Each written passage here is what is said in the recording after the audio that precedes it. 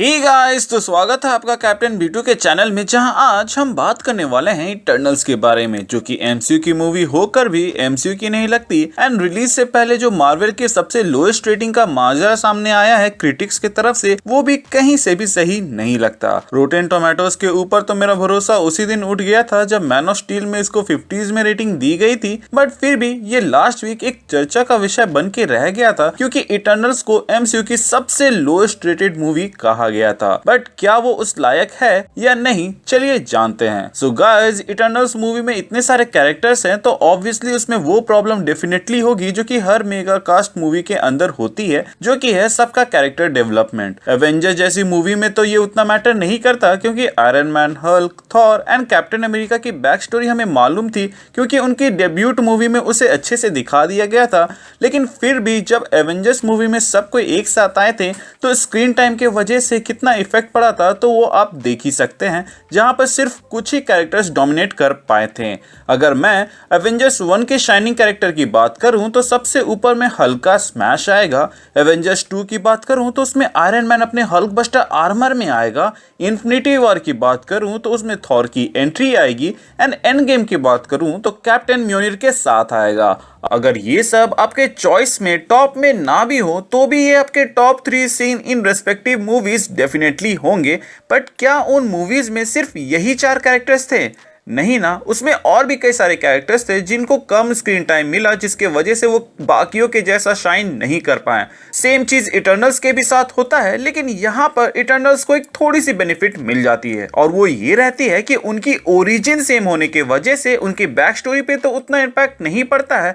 लेकिन जैसे जैसे मूवी ग्रेजुअली आगे बढ़ती है, तो जो कैरेक्टर ग्रोथ हमें देखने को मिलता है, वो सिर्फ कुछ स्पेसिफिक कैरेक्टर के साथ ही होता है, जो कि एंड में जस्टिफाई भी होता है। लेकिन इसी के वजह से कुछ कैरेक्टर्स ऐसे भी रह जाते हैं जिनको अगर आप मूवी से निकाल भी दो तो भी कोई इंपैक्ट नहीं पड़ेगा। और ऐसा इसलिए क्योंकि इस मूवी के अंदर आगे क्या होने वाला है उस पर बहुत ही ज्यादा फोकस किया गया है। इटर्नल्स का रन टाइम आपको ज्यादा लग सकता है, लेकिन मैं आपको बता दूं कि इस मूवी के अंदर आपको एक मूवी नहीं बल्कि 1.5 मूवी देखने को मिलेगा, क्योंकि एक तो मेन प्लॉट आपका चलते जा रहा होगा, लेकिन साथ ही साथ इस मूवी का 1/3 से थोड़ा सा कम हिस्सा आपको फ्यूचर में क्या होगा उसके लिए प्रिपेयर कर रहा होता है। मूवी में तकरीबन 30% के आसपास आपको एक्शन सीक्वेंस देखने को मिलेंगे, जिसके वजह से आप मूवी में कभी भी बोर नहीं होंगे, क्योंकि वो टाइम टू टाइम आते रहेंगे। लेकिन इस मूवी के अंदर एक्शन से ज्यादा बक है, जो कि आने वाले मार्वल प्रोजेक्ट्स के लिए सेटअप कर रही है। अब बातें ज्यादा हैं तो बातों का मोल भी होगा, जो कि मैं बहुत ही बेसब्री से इंतजार कर रहा हूं आप लोगों को बताने के लिए, क्योंकि Winter Soldier, Civil War and Thanos के कांड के बाद ये मूवी कुछ ऑफर करती है ऐसे फिलोसॉफिकल डिबेट जिसका कोई अंत नहीं, बट बात करने में बहुत ही मजा आएगा। क्लोए ज़ाओ ने उन देवताओं समान पावर रखने वाले इटर्नल्स के अंदर ह्यूमन टच को इतने अच्छे से डाला है कि वो हमें तक महसूस होता है, और वो मूवी की जान भी बनती है। और इसीलिए ये मूवी आपको एक्शन से ज्यादा इमोशनली ज्यादा कनेक्ट कर पाएगी।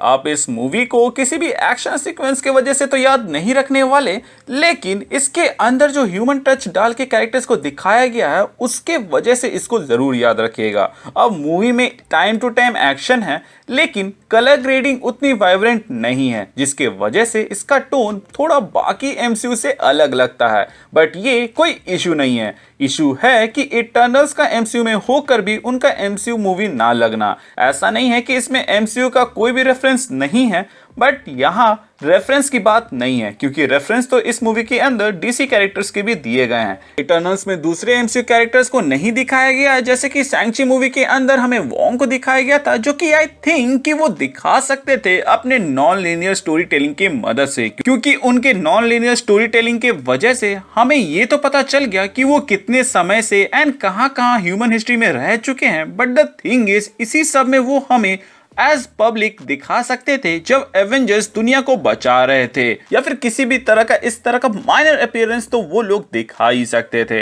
अगर आपको याद हो, falcon and the winter soldier का फिनाले न्यूयॉर्क में टेक प्लेस कर रहा था, तो उस वक्त भी सवाल उठे थे कि उस वक्त स्पाइडी कहां पे था। प्लस जब वांडा इतना कांड करे थी तो डॉक्टर स्ट्रेंज कहां थे, जो कि अब मुझे ऐसा लगता है कि आने वाली हर मार्वल मूवी या सीरीज इससे सफर करेगी। इसको सबसे अच्छे तरीके से फेज 1 में ही दिखाया गया था, जब iron man 2, Thor and incredible Hulk की कहानी एक सप्ताह के अंदर ही कवर कर दी गई थी और उसको फ्यूरीज बिग वीक कहा गया था। खैर, टॉपिक से ज्यादा भटकते हुए मूवी के रिव्यू पे आते हैं कि मैंने अभी तक इतने स्पीडस्टर को देखा हुआ है एंड आई कैन प्राउडली से कि मकारी का स्पीड दौड़ने के टाइम में जो विजुअल दिखाया जा रहा था वो बेस्ट वे था लाइव एक्शन में दिखाने का। इनफैक्ट कम स्क्रीन टाइम होने के बावजूद मुझे मकारी सबसे ज्यादा अच्छी लगी उसके पावर वाइज और उसका रिप्रेजेंटेशन वाइज। उसके बाद थीना का कैरेक्टर आता है जो कि बवाली था। मुझे तो एंजेलिना जोली को देखकर ही मजा आ रहा था क्योंकि बॉस उनको भी कम स्क्रीन टाइम दिया गया था, लेकिन इतने में ही वो इतना ज्यादा चमक गई कि मुझे उनके नेक्स्ट अपीयरेंस के लिए अभी से ही एक्साइटमेंट है।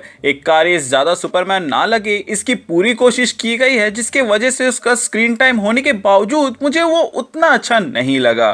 फैटोस को देखने में भी मजा आ रहा था और वो मुझे टोनी वाली वाइब दे रहा था, लेकिन मुझे लगता है कि वो और भी बेहतर वे में दिखाया जा सकता था। ड्रूइग की थिंकिंग थोड़ी थोड़ी मेरी जैसी थी, तो उसका अप्रोच देखने के लिए मैं बहुत ही ज्यादा एक्साइटेड था, पर उसके थिंकिंग को आगे जाकर क्लाउडेड कर दिया गया और उसके डिसीजन को भी सर्कमस्टेंशियल बना दिया गया, जो कि प्लॉट के लिए बेस्ट ऑप्शन था। बट एज अ व्यूअर मुझे वो नहीं जमा। इवन दो मैंने ऑलमोस्ट सारे ट्रेलर्स एंड क्लिप देखे हुए थे, बट फिर भी मूवी में बहुत कुछ नया था ऑफर करने को। इस मूवी में हरीश पटेल जी का रोल ह्यूमन पीओवी का काम करता है एंड यही मूवी का टोन हल्का रखने में सबसे बड़ा रोल अदा करते हैं। इसमें किंगो उनका जबरदस्त साथ देता है। किंगो एक बहुत ही जबरदस्त कैरेक्टर था और उसके अंदर बहुत ही ज्यादा पोटेंशियल दिख रहा था, लेकिन मुझे लगता है उसे भी ढंग से नहीं दिखाया गया या फिर कहें कि उसके कैरेक्टर को ठीक से यूज नहीं किया गया। इसीलिए मुझे उम्मीद है कि आने वाले समय में उसको और भी अच्छे से दिखाया जाएगा। इस मूवी के अंदर कुछ ट्विस्ट अनएक्सपेक्टेड एंड शॉकिंग थे, जिसके वजह से मुझे तो इस मूवी में काफी मजा आया। ओवरऑल कहूं तो ये मूवी काफी मजेदार है ना, आपको इसको थिएटर में ही देखना चाहिए क्योंकि बॉस ये आने वाले मार्वल प्रोजेक्ट्स में इतना बड़ा रोल अदा करने वाली है कि आप इसका अंदाजा भी नहीं लगा सकते।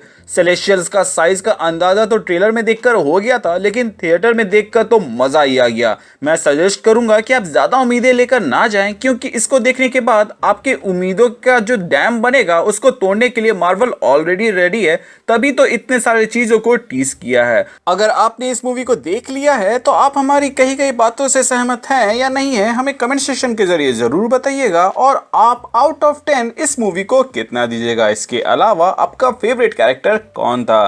प्लस अगर आप हमारे चैनल पे नए हैं और ऐसे ही सुपर हीरो से रिलेटेड स्टफ देखते रहना चाहते हैं तो हमारे चैनल को सब्सक्राइब कर दीजिएगा ताकि आप कोई भी अपडेट मिस ना करें। इसके अलावा अगर आप हमारे चैनल पे पुराने हैं तो प्लीज़ चेक कि आपने बेल आइकन दबाया है या नहीं। अगर आपने दबा दिया है तो वेल एंड गुड, और अगर आपने नहीं दबाया है तो उसे दबा दे ताकि जब भी मैं कोई वीडियो डालूँ उसका नोटिफिकेशन आपको जाए। इसके अलावा हमारे चैनल का एक छोटा सा मोटो है जो कि है लोगों की मदद करें, अपना ख्याल रखें एंड कीप मूविंग फॉरवर्ड का रट लगाकर आगे बढ़ते रहें। Thank you for watching this video, stay tuned.